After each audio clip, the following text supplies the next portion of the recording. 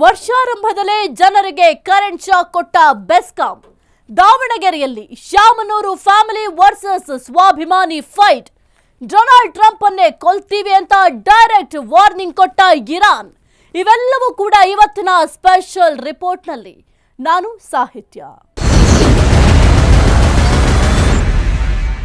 ಹೊಸ ವರ್ಷದ ಆರಂಭದಲ್ಲಿ ಜನರಿಗೆ ಕರೆಂಟ್ ಶಾಕ್ ಎದುರಾಗಿದೆ. ಆದಾಯ ಖೋತಾ ಹೆಸರಲ್ಲಿ ಜನರ ಜೇಬಿಗೆ ಕತ್ತರಿ ಹಾಕೋಕೆ ಎಸ್ಕಾಂಗಳು ಮುಂದಾಗಿದೆ.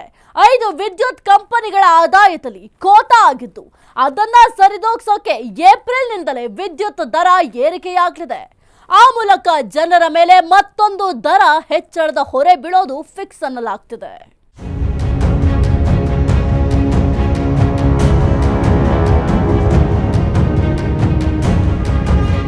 ಈಗಿನ ದುಬಾರಿ ದುನಿಯಾದಲ್ಲಿ ಬೆಲೆ ಏರಿಕೆ ಅನ್ನೋದು ಮಾಮೂಲು.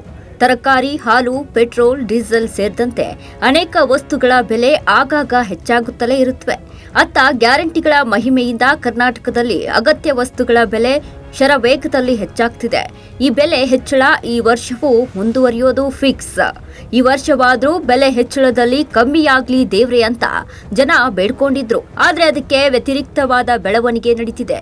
ಹೊಸ ವರ್ಷದ ಆರಂಭದಲ್ಲೇ ಜನರಿಗೆ ಕರೆಂಟ್ ಶಾಕ್ ಸಿಗ್ತಿದೆ.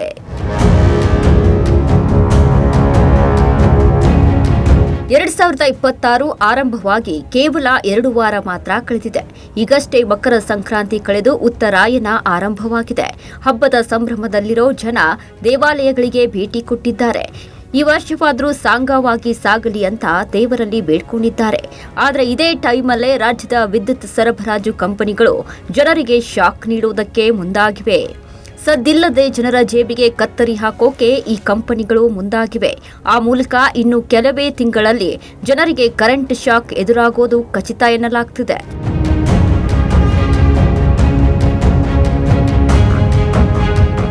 ಪ್ರತಿ ಬಾರಿಯೂ ದರ ಹೆಚ್ಚಳ ಮಾಡೋಕೆ ಎಸ್ಕಾಂಗಳು ಕೊಡೋ ಕಾರಣ ನಷ್ಟ ಅನ್ನೋದು. ಈ ಬಾರಿ ಕೂಡ ಮತ್ತದೇ ರಾಗ ಹಾಡ್ತಿವೆ ಈ ಕಂಪನಿಗಳು.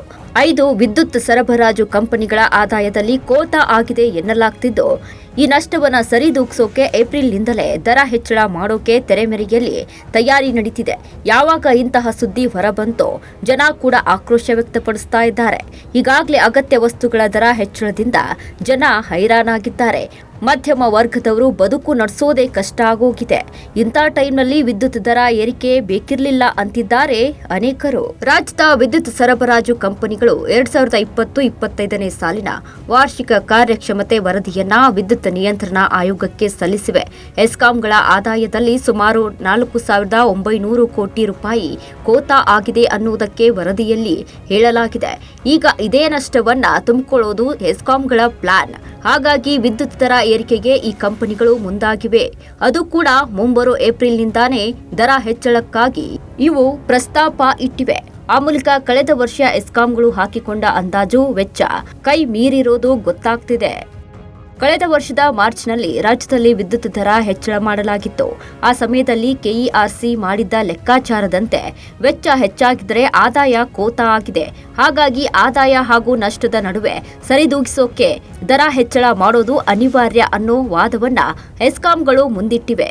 ಕೆಇಆರ್ಸಿಗೆ ಎಸ್ಕಾಂಗಳು ಸಲ್ಲಿಸಿರೋ ರಿಪೋರ್ಟ್ನಲ್ಲೂ ಕೂಡ ಇದನ್ನೇ ಹೇಳಲಾಗಿದೆ. ಕಂಪನಿಗೂ ಸಲ್ಲಿಸಿರೋ ಪ್ರಸ್ತಾಪದ ಬಗ್ಗೆ ಆಯೋಗ ಪರಿಶೀಲನೆ ನಡೆಸಿದ್ದು, ಆ ನಂತರದ ದರ ಹೆಚ್ಚಳದ ಅಧಿಕೃತ ಆದೇಶ ಹೊರಡಿಸಲಿದೆ.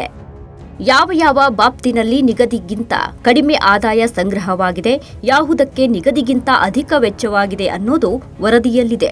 ಆ ಪ್ರಕಾರ ವಿದ್ಯುತ್ ಖರೀದಿ, ಬಡ್ಡಿ ಪಾವತಿ ಮತ್ತು ಹಣಕಾಸು ವೆಚ್ಚ, ಕಾರ್ಯಾಚರಣೆ ಮತ್ತು ನಿರ್ವಹಣೆ ಮೂವತ್ತಾದ ಕೆಲಸಗಳಿಗೆ ಊಹೆ ಮಾಡಿದಕ್ಕಿಂತಲೂ ಅಧಿಕ ವೆಚ್ಚವಾಗಿದೆ ಅಂತ ವರದಿಯಲ್ಲಿ ಉಲ್ಲೇಖ ಮಾಡಲಾಗಿದೆ. ಹಾಗಾಗಿ ಈ ಹೆಚ್ಚುವರಿ ವೆಚ್ಚವನ್ನ ದರ ಹೆಚ್ಚಳ ಮಾಡೋ ಮೂಲಕ ತುಂಬಿಕೊಳ್ಳೋಕೆ ಅನ್ನೋದು ವಿದ್ಯುತ್ ನಿಗಮಗಳ ಲೆಕ್ಕಾಚಾರ. ಹಾಗಾಗಿ ಈ ನಷ್ಟದ ಭಾರವನ್ನ ಜನರ ಮೇಲೆ ಹೇರೋಕೆ ಎಸ್ಕಾಂಗಳು ಮುಂದಾಗಿವೆ. ಆಯೋಗಕ್ಕೆ ಸಲ್ಲಿಸಿರೋ ಮಾಹಿತಿ ಪ್ರಕಾರ ಬೆಸ್ಕಾಂಗೆ ಅತಿ ಹೆಚ್ಚು ನಷ್ಟವಾಗಿದೆ. ಬೆಸ್ಕಾಂಗೆ ಕಳೆದ ಸಾಲಿನಲ್ಲಿ 2,802 ಕೋಟಿ ರೂಪಾಯಿ ನಷ್ಟ ಸಂಭವಿಸಿದೆ ಅಂತ ವರದಿಯಲ್ಲಿ ಉಲ್ಲೇಖಿಸಲಾಗಿದೆ. ಜೊತೆಗೆ ಇನ್ನುಳಿದ ಎಸ್ಕಾಂಗಳ ಆದಾಯದಲ್ಲೂ 2,000 ಕೋಟಿಗೂ ಹೆಚ್ಚು ಕುಸಿತವಾಗಿದೆ. ಹೀಗಾಗಿ ತುರ್ತಾಗಿ ದರ ಹೆಚ್ಚಳ ಮಾಡದೇ ಇದ್ರೆ ಎಸ್ಕಾಂಗಳ ನಿರ್ವಹಣೆ ಮಾಡೋದು ಕಷ್ಟವಾಗುತ್ತೆ. ಜೊತೆಗೆ ಹೆಸ್ಕಾಂಗಳು ಆರ್ಥಿಕವಾಗಿ ಸಂಕಷ್ಟಕ್ಕೆ ಸಿಲುಕುತ್ತಿವೆ ಅಂದಿದೆ ಈ ವರದಿ. ರಾಜ್ಯದ ಎಲ್ಲಾ ಮೆಸ್ಕಾಂಗಳು ಕೂಡ ನಷ್ಟದಲ್ಲಿವೆ ಅಂತ ವರದಿ ಹೇಳಿರೋದ್ರಿಂದ ಇನ್ನು 3 ತಿಂಗಳಲ್ಲಿ ಜನರ ಮೇಲೆ ಮತ್ತೊಂದು ಬೆಲೆ ಏರಿಕೆಯ ಬರೆ ಬೀಳೋದು ಖಚಿತ ಅಂತ ಹೇಳಲಾಗ್ತಿದೆ. 2005ರ ಮಾರ್ಚ್ನಲ್ಲಿ ವಿದ್ಯುತ್ ದರ ಪರಿಷ್ಕರಣೆ ಮಾಡಿ ಕೆಇಆರ್ಸಿ ಆದೇಶ ಹೊರಡಿಸಿತ್ತು.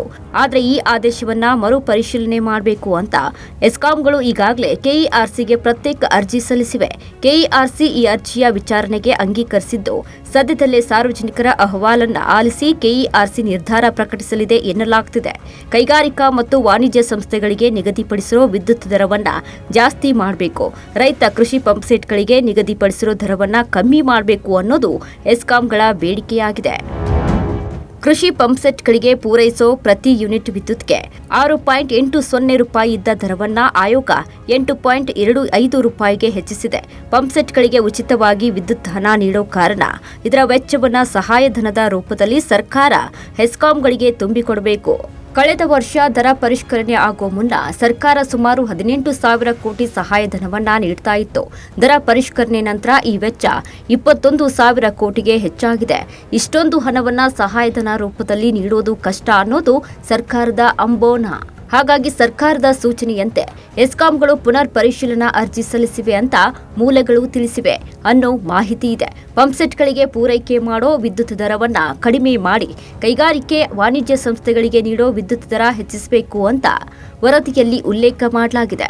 ಪಂಪ್ಸೆಟ್ಗಳಿಗೆ ಪೂರೈಕೆ ಮಾಡೋ ವಿದ್ಯುತ್ ದರವನ್ನ ಕಡಿಮೆ ಮಾಡಿ ಕೈಗಾರಿಕೆ ವಾಣಿಜ್ಯ ಸಂಸ್ಥೆಗಳಿಗೆ ನೀಡೋ ವಿದ್ಯುತ್ ದರ ಹೆಚ್ಚಿಸಬೇಕು ಅಂತ ವರದಿಯಲ್ಲಿ ಉಲ್ಲೇಖ ಮಾಡಲಾಗಿದೆ. ಈ ಪ್ರಸ್ತಾವನೆಯನ್ನ ಕೆಇಆರ್ಸಿ ಒಪ್ಪಿದ್ರೆ ಸರ್ಕಾರಕ್ಕೆ ಸಹಾಯಧನ ರೂಪದಲ್ಲಿ ನೀಡೋ ಹಣ ಸ್ವಲ್ಪ ಮಟ್ಟಿಗೆ ಉಳಿತಾಯವಾಗುತ್ತೆ.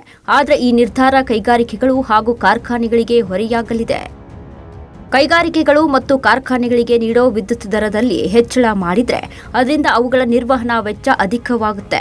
ಹಾಗಾಗಿ ಈ ನಿರ್ಧಾರ ರೈತರಿಗೆ ಖುಷಿ ನೀಡಿದ್ರು ಕೈಗಾರಿಕೆಗಳು ಹಾಗೂ ಕಾರ್ಖಾನೆಗಳಿಗೆ ಹೊರೆ ಅಂತ ಹೇಳಲಾಗ್ತಿದೆ. ಜೊತೆಗೆ ಬಹುವಾರ್ಷಿಕ ದರ ಪದ್ಧತಿ ಕಳೆದ ವರ್ಷದಿಂದ ಜಾರಿಗೆ ಬಂದಿದೆ. ಇದು 2028ರವರೆಗೆ ಜಾರಿಯಲ್ಲಿರುತ್ತೆ ಅಂತ ಕೆಇಆರ್ಸಿ ಹೇಳಿತ್ತು. ಆ ಪ್ರಕಾರ 2025, 26, 2026 ಮತ್ತು 27 ಹಾಗೂ 27-28ಕ್ಕೆ ಅನ್ವಯವಾಗೋ ಹಾಗೆ ವಿದ್ಯುತ್ ದರ ಹೆಚ್ಚಳ ಮಾಡಿ 2025ರಲ್ಲಿ ಆದೇಶ ಹೊರಡಿಸಲಾಗಿದೆ. ಆದರೆ ಕೆಇಆರ್ಸಿ ಅಂದಾಜು ಮಾಡಿದ್ದಕ್ಕಿಂತ ಹೆಚ್ಚಿನ ವೆಚ್ಚವಾಗ್ತಾ ಇದೆ. ಅದನ್ನ ಸರಿದೂಗಿಸಿಕೊಡಿ ಅನ್ನೋದು ಎಸ್ಕಾಂಗಳ ವಾದ. ಆದರೆ ಅಂತಿಮವಾಗಿ ತೀರ್ಮಾನ ಕೈಗೊಳ್ಳೋ ಅಧಿಕಾರ ಕೆಇಆರ್ಸಿ ಮತ್ತು ಸರ್ಕಾರದ್ದಾಗಿದ್ದು ಇವು ಯಾವ ನಿರ್ಧಾರ ಕೈಗೊಳ್ಳುತ್ತವೆ ಅನ್ನೋದನ್ನ ಕಾದು ನೋಡಬೇಕಿದೆ. ಹೊಸ ವರ್ಷದಲ್ಲೇ ರಾಜ್ಯದ ಜನರಿಗೆ ಮತ್ತೊಂದು ಶಾಕ್ ಎದುರಾಗ್ತಿದೆ.